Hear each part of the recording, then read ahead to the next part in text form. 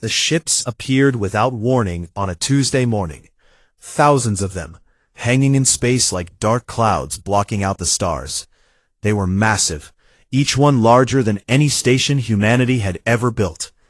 The sensors across Earth's defense network screamed alerts all at once, waking people from sleep, pulling them from their daily routines, stopping traffic in the sky lanes above the cities. Commander Sarah Chen was in a meeting when it happened. She was reviewing supply routes for the outer colonies when every screen in the room went black, then red. The emergency broadcast symbol filled the displays. Sarah's heart dropped. She had seen that symbol only once before, during the Mars Rebellion 15 years ago. That war had cost her everything that mattered. Within an hour, she was standing in the United Defense Council chamber. The room was built deep underground, protected by layers of steel and stone. 50 representatives from Earth's nations and colonies sat in curved rows, all staring at the central hologram. It showed the alien fleet in perfect, terrifying detail. "They're called the Vorzan Empire," Admiral Zhang said, his voice tight with stress. "Our AI translated their first message 20 minutes ago." He pressed a button, and a new image appeared. It was a creature that looked almost human, but wrong in subtle ways. Too tall, with skin that shimmered like oil on water. Its eyes were completely black, reflecting no light.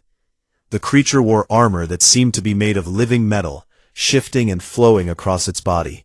"This is General Kael'thor," Zhang continued, "Supreme Commander of their military. He sent us a message. I'll play it now." The alien's voice filled the chamber.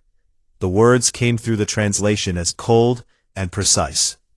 "People of Earth, I am Kael'thor of the Vorzan Empire. For 300 of your years, we have brought order to this galaxy. 17 species now serve the Empire. They build our cities, they mine our resources, they live in peace under our protection. You are the 18th species we have encountered. You will kneel, as all others have knelt. You will surrender your weapons. You will accept your place in the Empire. You have 72 hours to decide. If you refuse, we will take what we want by force, and your world will burn." The hologram froze on Kael'thor's face. The room erupted in shouting. Some representatives demanded immediate surrender. Others called for war. Sarah sat quietly, watching, listening. She had learned long ago that the loudest voices were rarely the wisest ones. "We have no choice," President Okonkwo said, raising her hands for silence. "I've reviewed the intelligence reports. Their technology is centuries ahead of ours. They have weapons that can crack planets. Their shields can stop anything we throw at them. And they've never lost a war. Never. Every species they've encountered has surrendered. Because every species has been afraid," Sarah said quietly. But in the huge chamber, her voice carried. Everyone turned to look at her. "Commander Chen," the president said, "you have something to add?" Sarah stood up. She was not a tall woman, and she carried scars from the Mars Rebellion that ached in cold weather. But when she spoke, people listened. "I've been reading the reports too, all night, and I noticed something strange. The Vorzans have conquered 17 species, but they've never actually fought a war. Not one. Every species surrendered before the first shot was fired." "That's because they're smart," someone shouted from the back. "They saw they couldn't win." "Maybe," Sarah said. "Or maybe the Vorzans are very good at looking scary. Maybe they've built an empire on fear, not strength. We don't actually know if they can do what they say. We only know that nobody has ever tested them." The room fell silent. Admiral Zhang leaned forward. "Are you suggesting we call their bluff?" "I'm suggesting we don't make decisions based on fear," Sarah replied. "I'm suggesting we gather more information before we surrender our entire species to slavery. Because that's what this is. They're not offering us partnership. They're offering us chains." The debate went on for hours. Sarah presented everything she had found in the intelligence data. The Vorzan Empire was vast, yes, but it was also spread thin across hundreds of worlds. Their fleet at Earth was huge, but it was also their only fleet. If they were truly as powerful as they claimed, why did they need 72 hours? Why give humanity time to prepare? Why not just attack? But fear was a powerful thing. When the vote came, it was 42-8 in favor of surrender. Sarah was one of the 8 who voted no. President Okonkwo looked old and tired as she announced the decision. We will send our response to General Kael'thor. We will accept the Empire's terms, but we will negotiate for the best treatment of our people possible. She turned to Sarah. Commander Chen, you've been our best negotiator in 3 colonial disputes. I want you to deliver our response in person. Make them see us as people, not just another conquered species. Get us the best deal you can. Sarah felt her stomach twist. She wanted to refuse. She wanted to scream that they were making a mistake. But she was a soldier. She followed orders, even when she disagreed with them. Yes, ma'am, she said. The shuttle flight to the Vorzan flagship took 6 hours. Sarah sat in the passenger bay with her aide, Lieutenant Marcus Rivera. Marcus was young, barely 25, but he was smart and loyal. He kept glancing at Sarah, wanting to say something but not finding the words. Speak, Lieutenant, Sarah finally said. Are we really going to surrender? Marcus asked. Just like that? Sarah looked out the window at the massive Vorzan ships growing larger as they approached. The council voted to surrender, she said carefully. I voted against it, but I follow orders. You have a plan, Marcus said. It wasn't a question.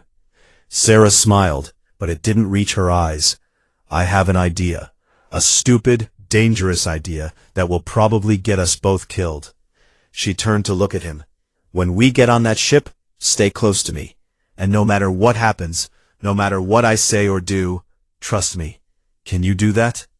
Marcus swallowed hard, then nodded. Yes, ma'am. The shuttle docked with the Vorzan flagship with a heavy clang that echoed through the hull. Sarah took a deep breath and stood up. She smoothed her uniform, checked that her sidearm was secure on her hip, and walked toward the airlock. Behind her, Marcus followed. The door opened, and they stepped into the Empire. The corridors of the Vorzan flagship were like nothing Sarah had ever seen. The walls seemed to be made of crystal and metal fused together, glowing with soft blue light. The ceiling was so high that shadows gathered in the upper reaches, and everywhere there were aliens. Most of them wore collars, thick bands of dark metal wrapped around their necks, pulsing with red light. These were the conquered species, Sarah realized. 17 different kinds of beings, all serving their Vorzan masters. Some looked almost human. Others were so strange that Sarah couldn't tell where their heads ended and their bodies began. But they all had one thing in common. Their eyes were empty, defeated. A Vorzan warrior met them at the airlock. It was even taller than Sarah had expected, nearly 8 feet high, with that same oil-slick skin and dead black eyes. It didn't speak, just gestured for them to follow. Sarah and Marcus walked behind it, their boots echoing on the crystal floor. They passed through chamber after chamber. Sarah tried to memorize the layout, counting doors and noting the placement of weapons. She saw guard posts where Vorzan soldiers stood watch. She saw screens showing maps of the galaxy, with Earth marked in red. She saw rooms full of technology she couldn't begin to understand. Finally, they reached a massive door that stretched from floor to ceiling. It opened silently, and Sarah stepped into the throne room. It was designed to intimidate. The room was circular and vast, with a domed ceiling that showed the stars outside. In the center, on a platform raised 10 feet above the floor, sat General Kael'thor. His throne was made of black stone, carved with symbols that hurt to look at. Around him stood his war council, a dozen Vorzan officers in armor that gleamed like oil. The human representative, Kael'thor said. His voice was deep and cold. You come to deliver your species' surrender. Sarah walked forward until she stood at the base of the platform. She had to crane her neck to look up at the general. Another intimidation tactic. Make the supplicant feel small.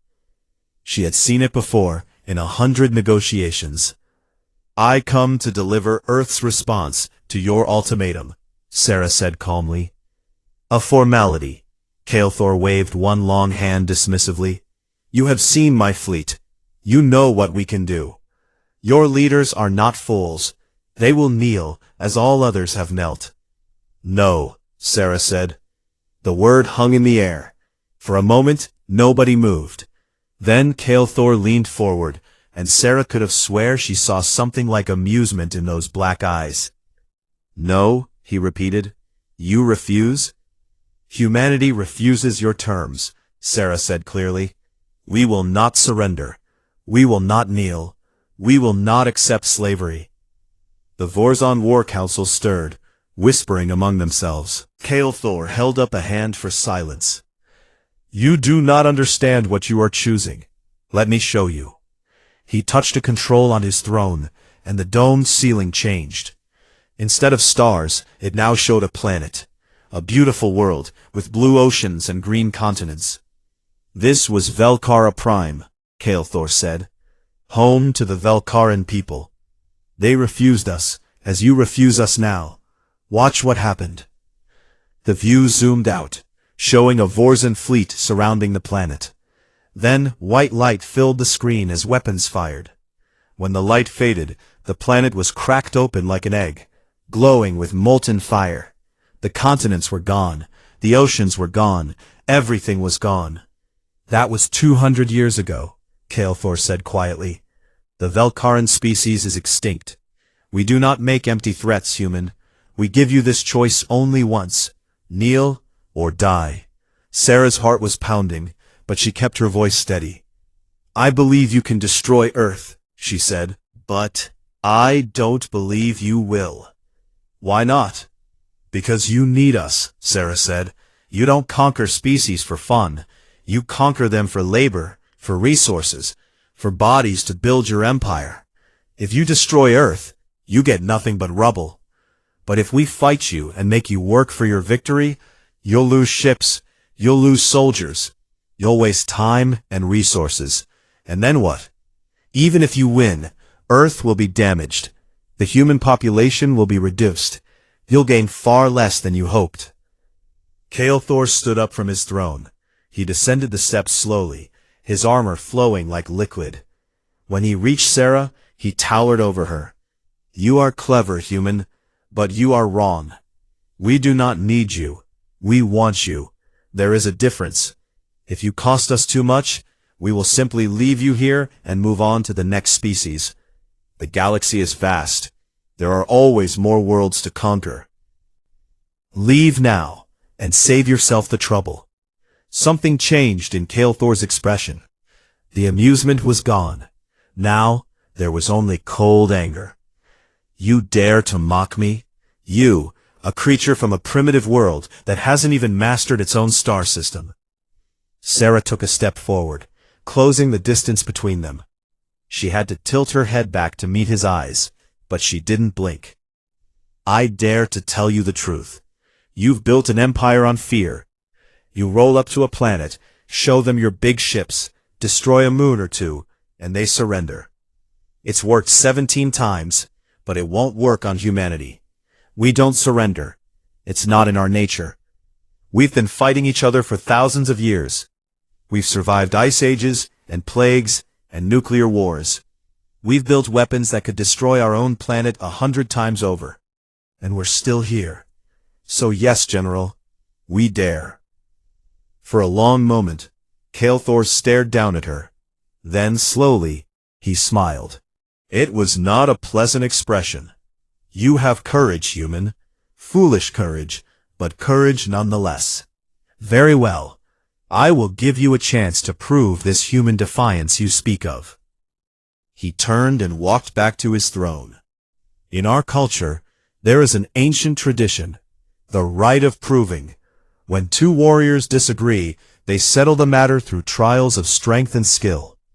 If your species is truly as formidable as you claim, then prove it. Send your champion to face mine in single combat. If you win, my fleet will withdraw. If you lose, humanity will surrender without further resistance. Sarah's mind raced. This was unexpected, but it was also an opportunity. Single combat? Just one fight? No, Kael'thor said. That would be too simple. We will hold 5 trials over 5 days. Each trial will test a different aspect of warfare. Physical combat, tactical thinking, strategic planning, psychological strength, and finally, single combat between champions. Your representative must succeed in all 5 trials, fail even once, and Earth kneels. And if we succeed in all 5? Then you have earned the right to your freedom, Kael'thor said. My fleet will withdraw, and we will never return to this system. I will broadcast this agreement across the Empire. All will witness it. I cannot break such an oath without losing the respect of my own people.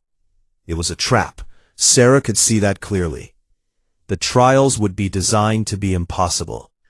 Kael'thor was giving humanity false hope, making their eventual defeat even more crushing. But it was also time. 5 days for Earth to prepare defenses. 5 days to study Vorzon technology. 5 days to find a weakness. I accept your challenge, Sarah said. Good. And who will be humanity's champion? Sarah smiled grimly. I will. Kael'thor laughed. It was a harsh, barking sound. You, a small female with scars and gray in her hair, this is the best humanity can offer, Sarah said simply. I am the best humanity has, and I am enough. The general's laughter faded. He studied Sarah with new interest. Very well, human. The trials begin tomorrow at dawn. Return to her ship and prepare yourself. This broadcast will be transmitted across the galaxy. All the Empire will watch you fail. Sarah turned and walked toward the door. Marcus followed her, his face pale with shock. As they stepped into the corridor, Marcus finally found his voice. Ma'am, you just challenged the most powerful military in the galaxy to 5 trials. Trials we know nothing about. I know, Sarah said. We're going to die. Maybe, Sarah agreed, but we're going to make them work for it. And while they're watching me, Earth will be getting ready. Come on, Lieutenant. We have a lot of work to do. As they walked back to the shuttle, Sarah didn't look back at the throne room. She was already planning, already thinking. She had bought humanity 5 days. Now she had to figure out how to survive them. The first trial began at dawn. Sarah stood in an arena that the Vorzans had constructed overnight on the surface of their flagship. The floor was hard metal, scarred with old marks from previous fights. Above her, the ceiling was transparent, showing the stars and the distant blue sphere of Earth. Thousands of Vorzans filled the stands around the arena, watching in silence. Cameras floated in the air, broadcasting this moment across the entire Empire. Sarah wore light armor that her own people had given her. It was the best humanity had, but it looked like children's toys compared to Vorzan technology. She carried a simple metal staff, the only weapon she was allowed for this trial. Humans of Earth, Kael'thor's voice boomed through the arena. Beings of the Empire, witness the first trial, physical combat. Commander Sarah Chen of humanity will face Drex, champion of the Vorzan Guard. The trial begins when I give the signal. It ends when one fighter cannot continue. May the strongest prevail. A door on the opposite side of the arena opened. The creature that walked through made Sarah's breath catch in her throat. Drex was massive, easily 9 feet tall, and covered in scales that looked like armor. His arms were thick with muscle, and when he moved, Sarah could see the power in every step. He carried a weapon similar to her staff, but larger, with blades on both ends. Drex looked at Sarah and laughed. This is humanity's champion? A tiny female with soft skin? I will break you in seconds. Sarah said nothing. She was too busy studying him, watching how he moved. He was big and strong, yes, but big and strong could be slow. She had fought bigger opponents before during the Mars Rebellion. She had learned that size wasn't everything. Kael'thor raised his hand. Begin. Drex charged immediately, moving faster than Sarah expected. She barely dodged his first strike, feeling the wind from his staff as it passed inches from her head. She rolled to the side, came up on her feet, and struck at his knee. Her staff bounced off his scaled leg, without doing any damage. The fight was brutal from the start. Drex was faster and stronger than any opponent Sarah had ever faced. Every blow from his staff could have killed her. She spent the first 5 minutes just dodging, learning his patterns. He liked to swing high. He always followed a left strike with a right. He was confident, maybe too confident. Sarah waited for her opening. When Drex swung high again, she didn't dodge backward like she had been doing. Instead, she moved forward, inside his reach. Her staff struck upward, catching him under the chin. It wasn't a powerful blow, but it surprised him. He stumbled back. You cannot hurt me, human, Drex growled. My scales are stronger than your metal, she said. I don't need to hurt you, Sarah said, breathing hard. I just need to beat you. She attacked now, using her smaller size to her advantage. She moved around him, struck at his joints, his eyes, anywhere that might be vulnerable. Drex swung his staff in wide arcs, trying to catch her. But Sarah had fought in the cramped corridors of Mars stations. She knew how to fight in tight spaces, how to use every inch of room. Minutes passed, then an hour. Sarah was tiring, her arms burning with effort. But Drex was tiring too. His swings were getting slower. His breath was coming in heavy gasps. Being big and strong took a lot of energy. Then, Sarah saw it. A pattern in the middle floor. Old scars from previous fights had created grooves in certain places. If she could get Drex to step just right, his foot might catch. She feinted left, then right, driving Drex backwards step by step. He was getting angry now, making mistakes. One more step, 2 more steps. There. Drex's foot caught in the groove. He stumbled, just for a second. But a second was all Sarah needed. She swung her staff with everything she had left, striking the back of his knee. Drex went down on one leg. Before he could recover, Sarah was on his back, her staff pressed against his throat. Yield, she gasped. For a moment, Drex struggled. Then he dropped his weapon. I yield. The arena erupted in sound. The Vorzans were shouting, some in anger, some in surprise. Sarah climbed off Drex's back and nearly collapsed. Marcus was there immediately, helping her to her feet. Her ribs were bruised, maybe broken. Her arm was bleeding where Drex had caught her with a glancing blow. But she had won. Kael'thor stood up in his viewing box. The first trial is complete. Humanity's champion has won. The second trial will begin tomorrow. Sarah barely made it back to her quarters before she collapsed. The human medical team worked on her for hours, treating her injuries. She had 1 day to recover before the second trial. 1 day to prepare. The second trial was different. Sarah sat in a command chair, facing a wall of screens. This was a tactical simulation. She commanded a small fleet of 10 ships against a Vorzan force of 100. The objective was simple: survive for 1 hour or destroy the enemy fleet.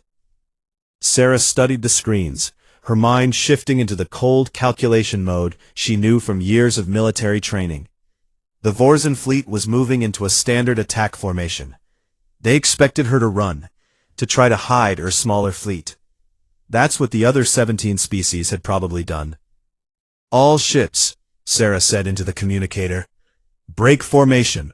Scatter pattern Omega. Make them chase us. Her 10 ships split apart. each going in a different direction. The Vorzon fleet hesitated, then split up to chase them. Perfect. Sarah smiled. Ship 3, come about. Full speed toward the enemy flagship. Prepare to ram. The simulation showed her ship turning, accelerating directly at the largest Vorzon vessel. The enemy moved to intercept, pulling ships from other positions. Just before impact, Sarah's ship veered off. All ships, converge on Port Delta, fire everything at the trailing vessels. Her scattered fleet came together like a closing fist, catching 3 Vorzon ships out of position. The coordinated fire destroyed them in seconds. Then Sarah's ships scattered again before the main enemy fleet could respond. She spent the next hour playing cat and mouse, using every trick she knew. She hid her ships in sensor shadows. She faked retreat, then ambushed pursuers. She sacrificed one ship as bait, while the others struck from unexpected angles. It was brutal, exhausting work. But it was the kind of warfare humans had perfected fighting each other. When the hour ended, Sarah had lost 6 ships, but she had destroyed 37 Vorzon vessels. The simulation ended with the remaining enemy fleet retreating in confusion. Kael'thor was waiting when Sarah stepped out of the command chair. His face was unreadable. "You fight without honor," he said. "I fight to win," Sarah replied. "There's a difference. The second trial is complete. You have won again." The third trial came the next day, and it was worse than Sarah had imagined. She was brought to a chamber where prisoners from the conquered species were held. 15 beings, all wearing those glowing collars, all looking at her with fear and hope mixed together. Kael'thor stood beside her. "This is a test of your morality," he said. "Humanity claims to value life, claims to fight for freedom. Prove it. I will execute these prisoners, one every 10 minutes, unless you agree to end the trials and surrender. You can save them. All you have to do is kneel." Sarah felt sick. She looked at the prisoners, saw their alien faces, their desperate eyes. Some of them had children. She could see smaller versions of themselves clinging to them. "You're a monster," she whispered. "I am pragmatic," Kael'thor said. "I rule an empire.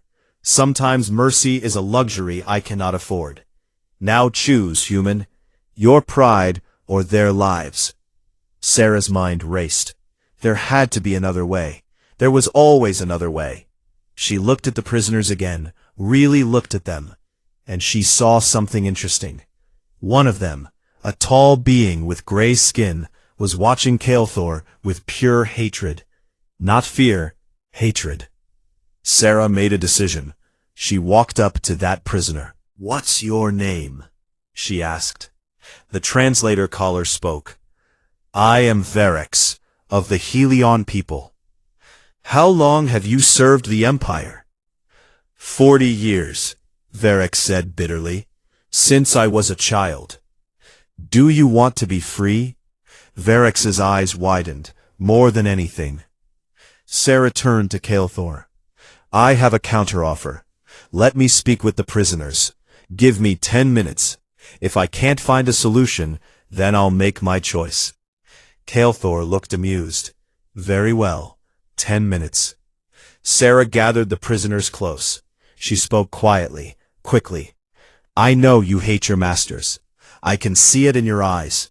Help me now, and when this is over, I'll help free your people.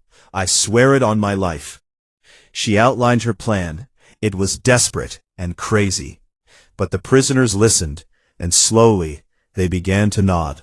When the 10 minutes ended, Sarah stood before Kael'thor. "I refuse to choose."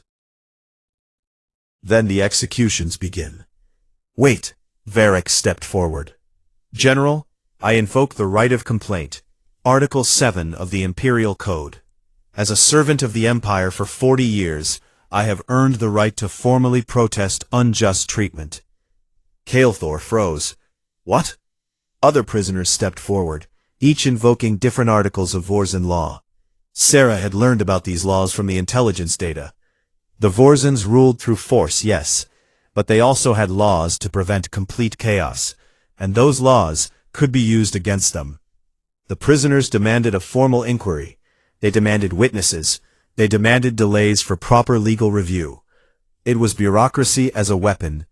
By the time Kael'thor could cut through all the legal procedures, the trial time would have expired. Kael'thor understood what was happening. He looked at Sarah with something that might have been respect. You turned my own laws against me. The trial is a draw, which by our agreement counts as your victory. He paused. But you have made enemies today. There will be consequences. I know, Sarah said, but those 15 people are alive. That's what matters. As she left the chamber, Sarah knew she had changed something. The prisoners had seen that the Vorzons could be defied, that their laws could be used as weapons. Seeds of rebellion had been planted. Now she just had to survive 2 more trials. The 4th trial began differently than the others. Sarah was led to a small dark room with a single chair in the center. Wires hung from the ceiling, tipped with neural connectors that gleamed in the dim light. She had seen technology like this before, in classified reports about interrogation techniques. This was going to hurt. Kael'thor entered behind her. The 4th trial tests the strength of your mind, he said. You will be placed in a neural simulation. You will experience your worst memories, your deepest fears. Most beings break within the first hour. The trial lasts for 6 hours. If you maintain your sanity, you win. If you break, you lose everything. Sarah looked at the chair, then at the general. And if I refuse to participate? Then you forfeit. Earth surrenders. Choose. Sarah sat down in the chair. She had known this was coming. Every warrior had demons in their past. She just had to face hers. Do it. The connectors attached to her temples, cold against her skin. Then the world disappeared. She was on Mars again. The rebellion. Red dust filled the air as explosions shook the colony dome. Sarah was 25 years old again, a young officer leading a squad of soldiers through the chaos. But this time she knew what was coming. She knew that in 3 minutes, she would make the decision that haunted her for 15 years. The building appeared ahead of them, a civilian shelter where refugees were hiding. Intelligence had said enemy combatants were using it as a base. Sarah had to choose, attack and risk killing innocents, or let the enemy escape and risk her soldiers' lives. In reality, she had attacked. 3 combatants died. So did 17 civilians, including children. Sarah had carried those deaths with her ever since. But this was a simulation. She could change it. She ordered her squad to hold position, to wait for backup. But the simulation twisted. The enemy attacked from behind, killing her entire squad. Their screams filled her ears. Their blood splattered across her uniform. "This is your fault," they whispered as they died. "Your weakness killed us." Sarah wanted to scream, but she held it inside. This wasn't real. It was just a simulation designed to break her. She forced herself to breathe slowly, to accept what she was seeing. Yes, people had died because of her decisions, but more people had lived. That was the burden of command. The scene shifted. Now she was in her family home. Her daughter ran toward her, smiling, 8 years old and beautiful. "Mommy, you're home!" Sarah's heart broke. Her daughter had died in the Mars Rebellion, killed when enemy forces bombed the civilian sectors. Sarah hadn't been there to protect her. She had been fighting on the other side of the colony. "I'm sorry," Sarah whispered. "I'm so sorry I wasn't there." Her daughter's face changed, became accusing. "You left me. You chose your soldiers over me. What kind of mother are you?" The words cut deeper than any physical wound. Sarah fell to her knees. This was the guilt she carried every day, the knowledge that while she was saving strangers, her own child was dying alone and afraid. But then she remembered something the simulation couldn't fake. Her daughter's last words, recorded on a broken communicator. "Tell Mom I love her. Tell her I'm proud of her. Tell her to keep fighting." "You're not her," Sarah said to the simulation. "My daughter would never blame me for fighting to protect others. She understood. She was proud of me, and I'm proud of her." The simulation flickered. Sarah felt the connection weaken for just a moment. The simulation couldn't break her if she accepted her past instead of running from it. The scene shifted again and again. Sarah watched Earth burn under Vorzan weapons. She saw her friends die. She saw herself fail every mission, every choice. But each time, she faced it. She accepted it. She refused to let the guilt destroy her. Then, something strange happened. Between one scene and the next, Sarah saw something else. Fragments of other memories, not her own. She saw other beings sitting in this same chair. 17 different species, each one experiencing their own nightmares. Each one breaking under the weight of their guilt and fear. This was how the Vorzans controlled their empire. They didn't just conquer bodies, they conquered minds. They used this technology to find every weakness, every fear, and they exploited it. They broke their slaves from the inside out. Sarah realized she could access these memories. The neural connection worked both ways. She could see the history of the Empire's victims. She could see their stories. There was a Helian mother who had watched her children taken as hostages to ensure her obedience. A Tarkian engineer who had been forced to build weapons that destroyed his own homeworld. A Velkaran survivor who had seen her entire species die and was kept alive only as a reminder of what happened to those who resisted. All of them broken.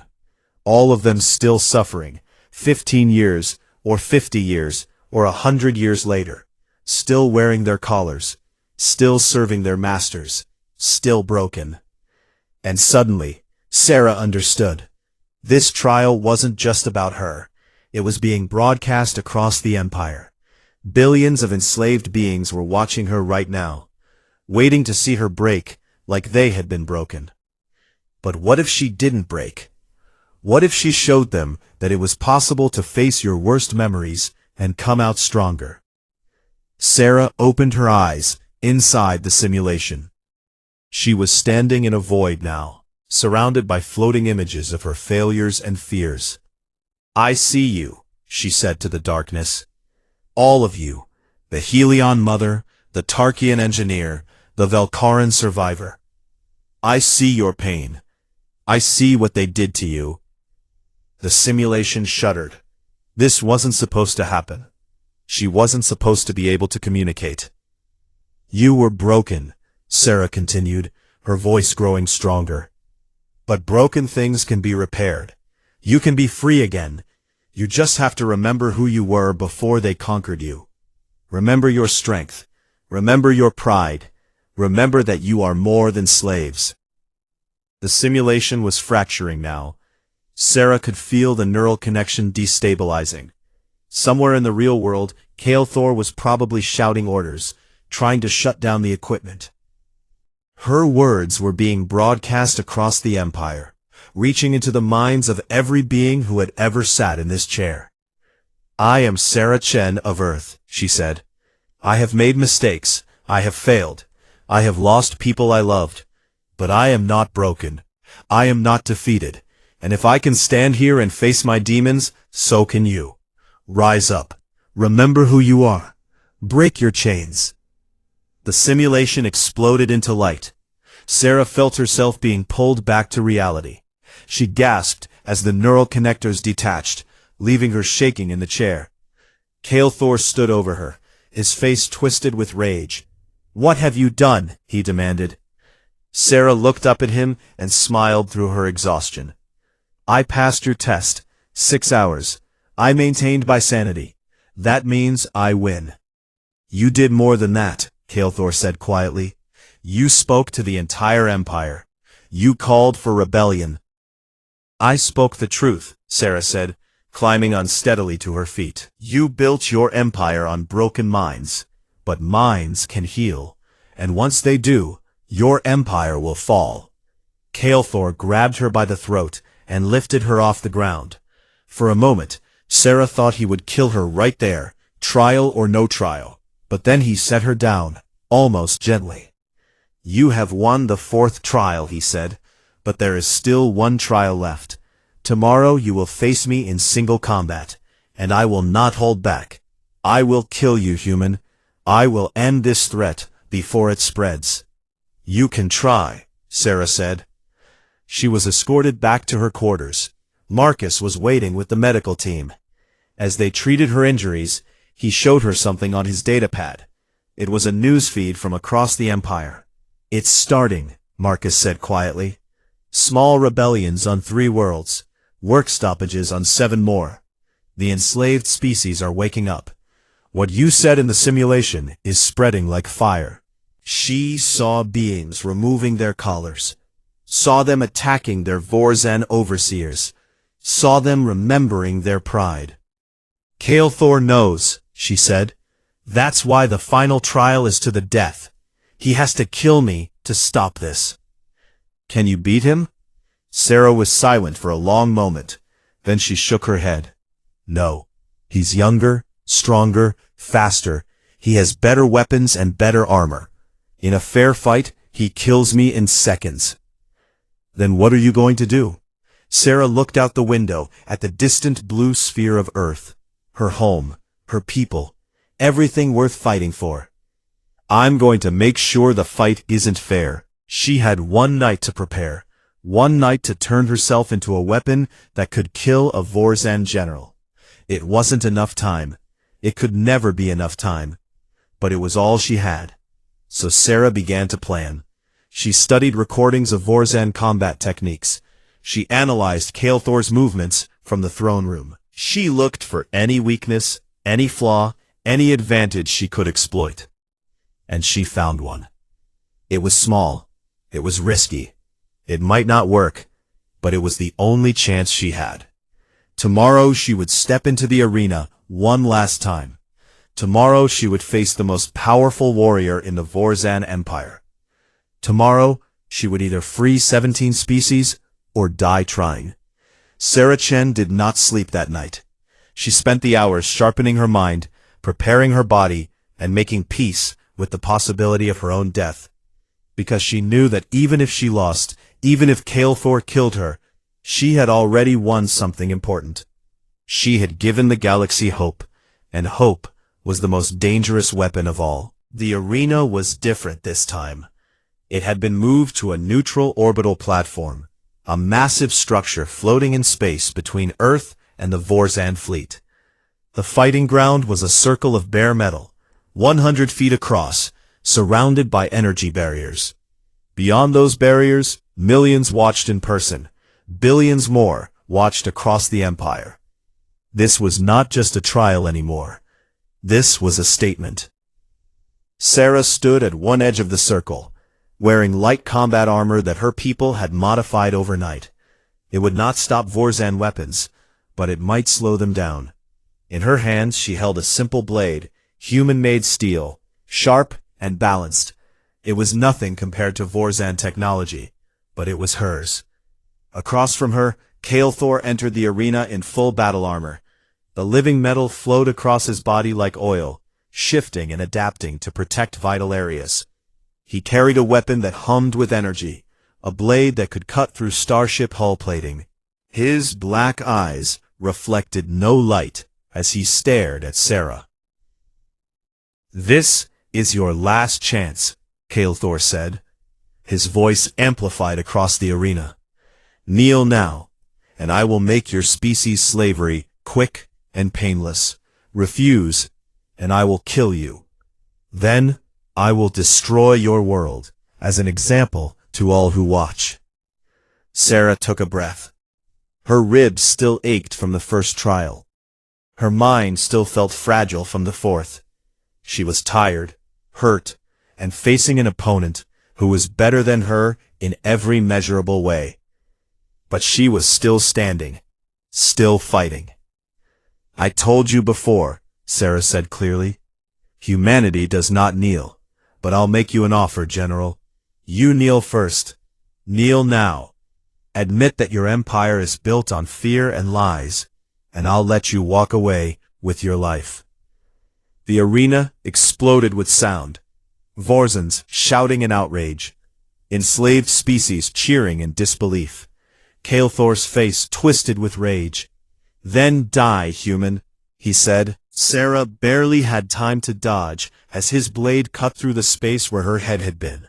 She rolled, came up, and struck at his leg. Her blade scraped across his armor without penetrating. Kael'thor's backhand caught her in the chest, sending her flying across the arena. Sarah hit the ground hard, her vision swimming. She forced herself up as Kael'thor advanced. He was not hurrying. He was enjoying this, showing the galaxy what happened to those who defied him. You fought well in the other trials, Kael'thor said, circling her. You have courage and cleverness, but this trial is about pure combat, and in that I am supreme.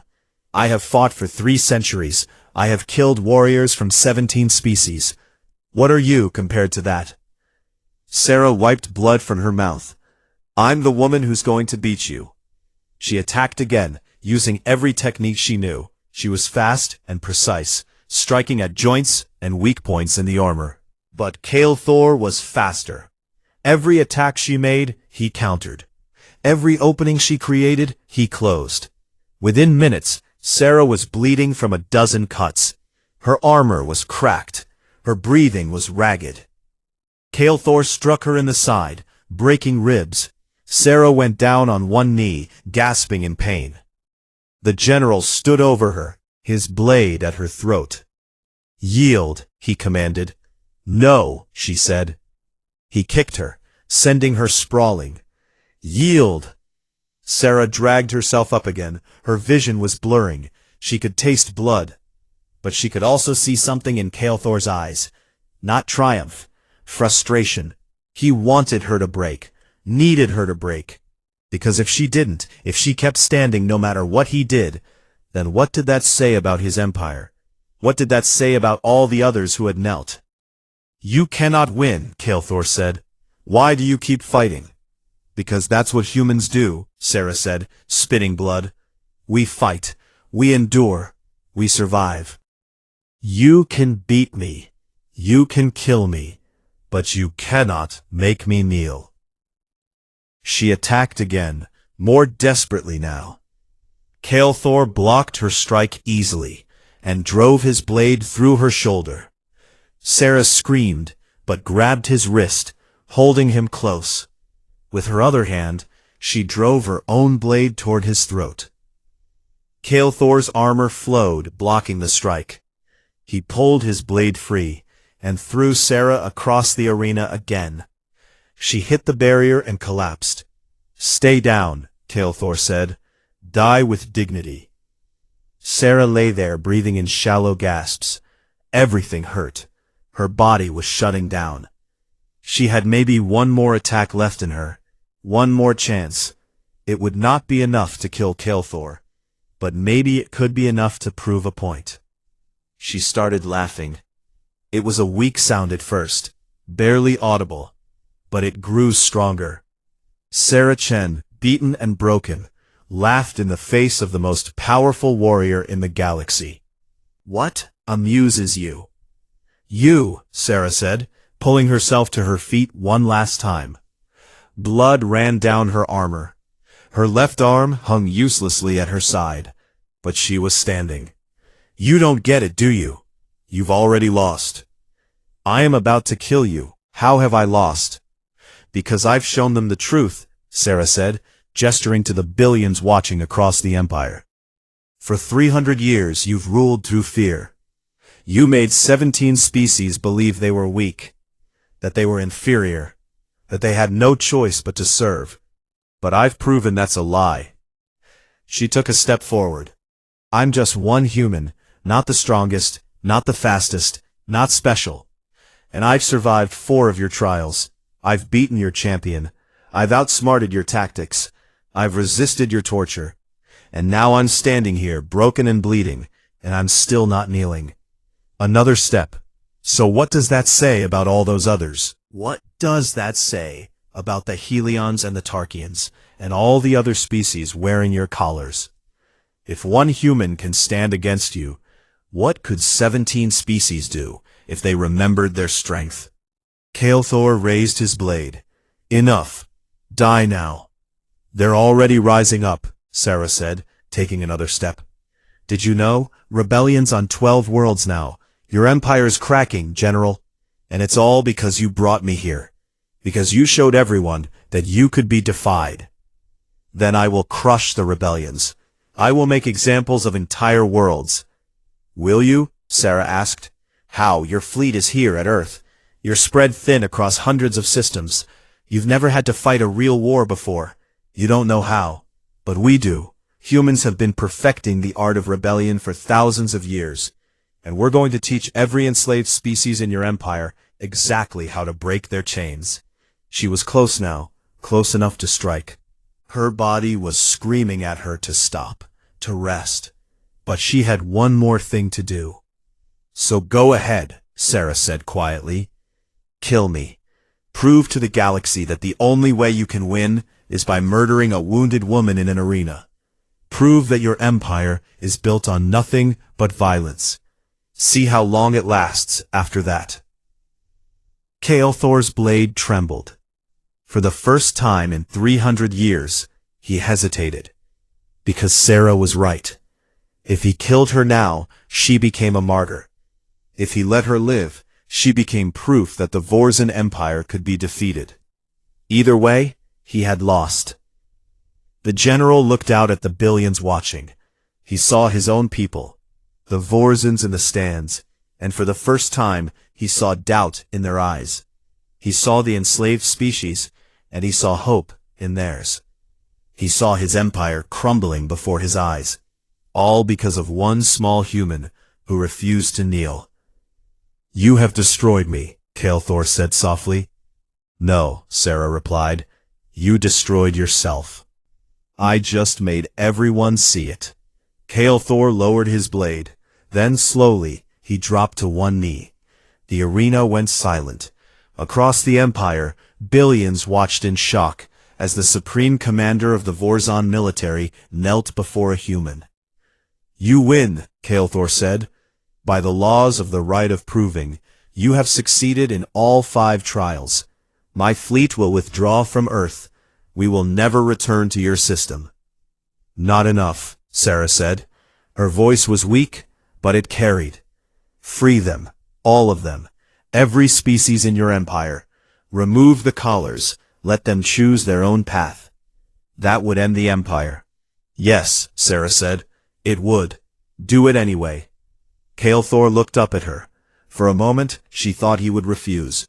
Then he stood and turned to face the cameras. People of the Empire, he said, both Vorzan and those who serve us, I am issuing a decree. All subjugated species are hereby released from service. The collars will be removed. You are free to return to your homeworlds or stay as free citizens. The Vorzan Empire, as it was, is ended. What comes next? We will build together as equals. The arena exploded into chaos. Some Vorzans shouted in protest. Others sat in stunned silence. But the enslaved species were cheering, crying, tearing at their collars. Across the empire, the same scene repeated on 1,000 worlds. Sarah tried to take a step toward Kael'thor, to say something more, but her legs gave out. She fell, and the general caught her before she hit the ground. You are dying, Kael'thor said. I know, Sarah whispered. But I won. I freed them. Our medical technology can save you. Then do it. I have more work to do. Kael'thor carried Sarah from the arena, as Marcus rushed to her side. The last thing she saw before unconsciousness took her was Earth, hanging in the sky like a blue jewel, safe and free. She woke 3 days later in a medical bay. Her body was wrapped in Vorzan healing technology, repairing the damage from the trials. Marcus was sitting beside her bed, and he grinned when he saw her eyes open. Welcome back, ma'am. You've been asleep for 72 hours, he said. What happened? Sarah asked. You saved the galaxy, Marcus said. The Vorzan Empire is dissolving. 17 species are reclaiming their homeworlds. There's chaos, but it's the good kind. Freedom chaos. And Earth is being hailed as the world that stood up to an empire. We're getting messages from all across the galaxy. They want to meet us, want to form alliances. Sarah closed her eyes, feeling a weight lift from her chest. And Kael'thor? She asked. He's here, wants to speak with you when you're ready. The former general entered an hour later. He looked different somehow, smaller without his armor. More human, in a strange way. Commander Chen, he said. I owe you my thanks. You showed me what I had become. What my empire had become. We had grown fat on conquest, forgetting the honor we once prized. What will you do now? Sarah asked. Rebuild. Make amends. It will take generations to undo the harm we've caused. But we will try. He paused. And I must ask, how did you know? How did you know that I would kneel rather than kill you? Sarah smiled weakly. I didn't. I gambled. I hoped that somewhere inside you, there was still a warrior who cared about honor more than power. I'm glad I was right. Kael'thor bowed his head. As am I. I was a warrior once, before I became a tyrant. Perhaps I can be a warrior again. A better one. He left, and Sarah was alone with her thoughts. She had done what she set out to do. She had saved Earth, but more than that, she had freed 17 species and ended an empire built on fear. The cost had been high. Her body would carry new scars. Her mind would carry new nightmares. But it was worth it. Marcus brought her a communication pad. There's a message from President Okonkwo. She wants to know what humanity should do next.